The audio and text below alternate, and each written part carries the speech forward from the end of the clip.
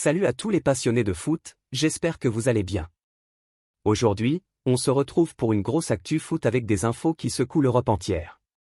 Entre le départ émouvant de Wilsty du RC Lens, le feuilleton Erik ten Hag au Bayer Leverkusen, l'ambiance explosive à Manchester United entre Ruben Amorim et Garnacho, ou encore la bombe lâchée par Gianni Infantino sur l'avenir de Cristiano Ronaldo, il y a du très lourd au programme. Et ce n'est pas fini, on parlera aussi du transfert XXL de Florian Wirtz, qui a préféré Liverpool au Bayern. Installez-vous bien, aimez la vidéo, abonnez-vous si ce n'est pas déjà fait, et on attaque tout de suite. Dans le monde du football, certaines annonces marquent les esprits par leur sincérité et leur émotion. C'est le cas du message de Wilsty, qui a choisi de quitter le RC Lens après une seule saison dans le nord de la France. L'entraîneur belge, ancien coach du Stade de Reims, a officialisé son départ à travers un message poignant publié sur son compte Instagram. Il évoque une décision difficile, prise pour des raisons personnelles, dans un environnement passionné et humain. Il parle d'une saison faite de hauts et de bas, de doutes, de tempêtes et d'accalmies, mais surtout d'un groupe qui n'a jamais abandonné. Ensemble, malgré les difficultés, ils ont réussi à décrocher une 8e place en Ligue 1, avec un point de plus que la saison précédente. Wilsty exprime avec émotion sa gratitude envers le club, le président, les membres du staff, les joueurs et bien sûr les supporters, qu'il décrit comme l'âme du RC Lens. Il insiste sur sa volonté de rester fidèle à lui-même, d'agir toujours avec honnêteté et de continuer à vivre et travailler, mais dans un environnement plus maîtrisé, auprès des siens. Il promet de revenir à Bollard, non plus comme entraîneur, mais comme passionné, pour chanter, vibrer, et écouter, les corons, cette chanson qui restera à jamais gravée en lui. Il quitte Lens avec des souvenirs forts et la fierté d'avoir fait, ne serait-ce qu'un instant, partie de la grande famille sang et or. Tandis que Wilsty s'en va, un autre chapitre s'écrit en Allemagne. Le Bayer Leverkusen, récemment orphelin de son entraîneur Xavi Alonso, désormais au Real Madrid, explore activement les pistes pour lui trouver un successeur. Si le nom de Cesc Fabregas a été étudié, l'Espagnol a finalement choisi de rester à Côme. C'est donc vers Erik ten Hag que le club allemand semble se tourner de manière déterminée. Le Néerlandais, sur la sellette à Manchester United, serait désormais en pole position pour prendre les rênes de l'équipe.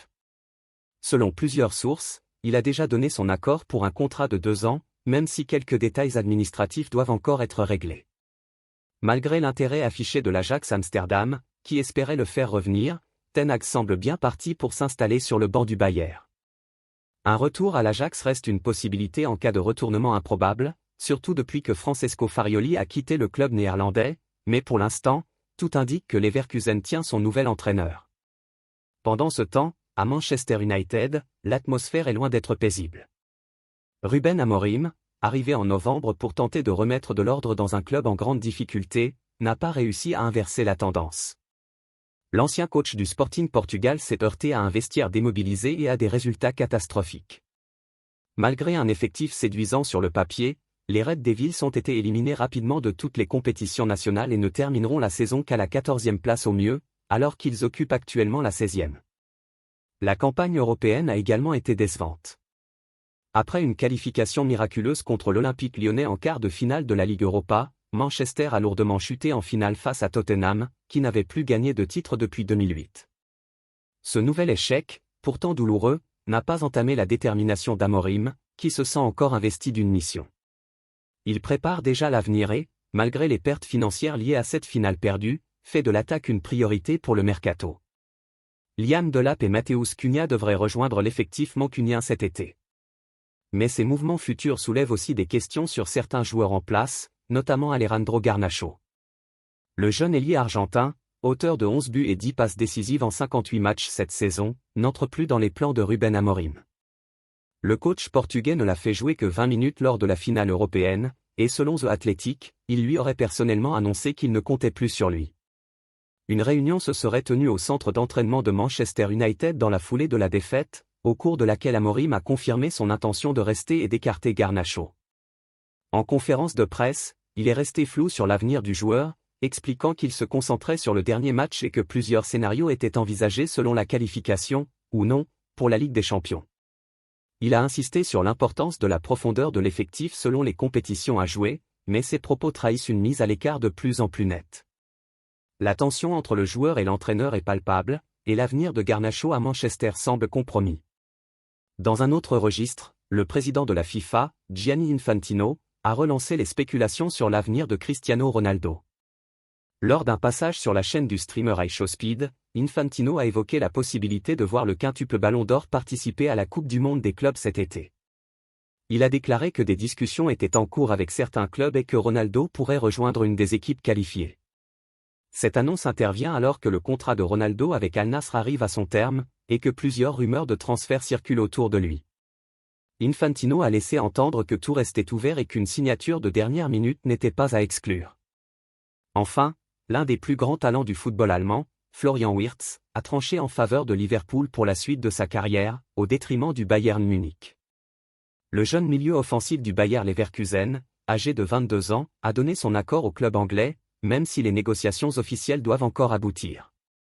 Le transfert pourrait atteindre une somme record pour Liverpool, entre 100 et 150 millions d'euros, selon les estimations.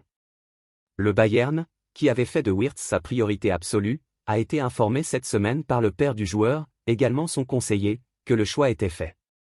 Deux raisons principales ont guidé cette décision, le souhait du joueur de découvrir un nouveau championnat après 5 saisons en Bundesliga, et le discours plus convaincant d'Arne Slot, le nouveau coach de Liverpool, par rapport à celui de Vincent Kompany. Le Bayern a mal interprété les intentions du joueur, pensant qu'il resterait en Allemagne, mais a finalement été pris de court. Le club bavarois va désormais réorienter sa stratégie de recrutement et utiliser les fonds initialement prévus pour ce transfert sur d'autres cibles, probablement moins onéreuses. Ce samedi après-midi était particulièrement spécial pour le Real Madrid. Les Merengues recevaient la Real Sociedad pour la 38e et dernière journée de Liga. Le résultat importait peu, et les deux stars du jour se nommaient Luka Modric et Carlo Ancelotti. Le premier disputait son dernier match au Bernabéu, tandis que le second dirigeait sa toute dernière rencontre sur le banc de touche merengue. Ses joueurs lui ont offert une belle dernière danse, s'imposant 2-0. Et l'Italien a fait ses adieux à l'issue du match. Face à son public, celui qui a remporté 3 Ligues des Champions avec la Casablanca s'est notamment remémoré quelques moments inoubliables qu'il a vécus avec son club. Bonsoir. Je ne pense pas que ce soit si facile de parler aujourd'hui. Ce fut un honneur et un plaisir d'entraîner ce club, cette équipe.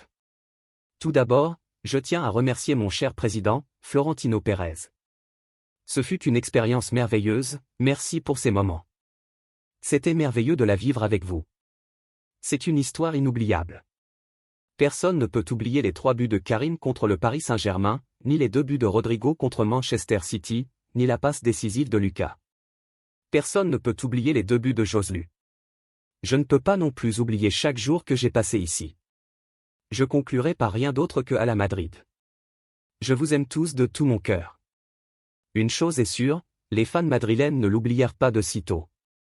Enfin, l'un des plus grands talents du football allemand, Florian Wirtz, a tranché en faveur de Liverpool pour la suite de sa carrière, au détriment du Bayern Munich.